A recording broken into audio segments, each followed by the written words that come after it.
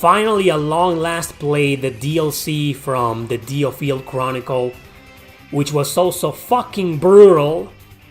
Unlike the game itself, you play the DioField Chronicle on normal mode, and it's a balanced game. Sure, it slowly starts getting more challenging, but it's nothing impossible. And this DLC, which is Waltaquin's story, Waltaquin is one of the main characters in the game.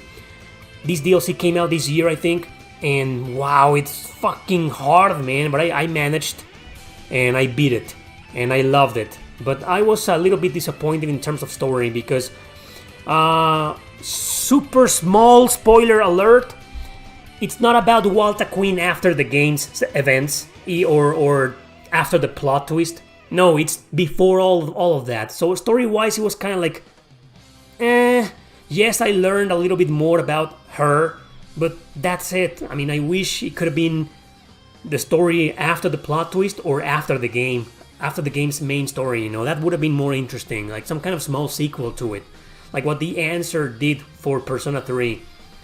But it isn't long. I think it's less than 10 hours. It's probably like around 5 hours or so, this DLC.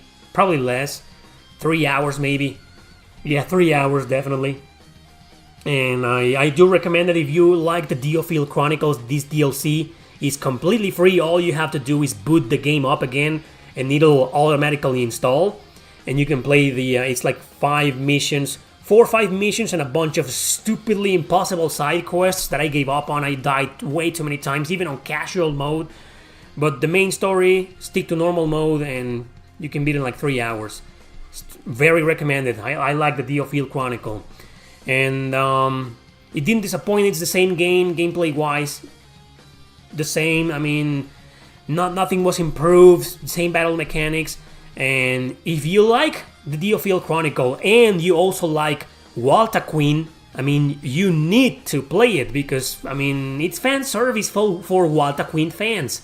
And you control her in the base. There's a small base where you can just walk around with her, and you walk around, and I don't know, it's fucking stupid, but I liked walking around with Waltaquin.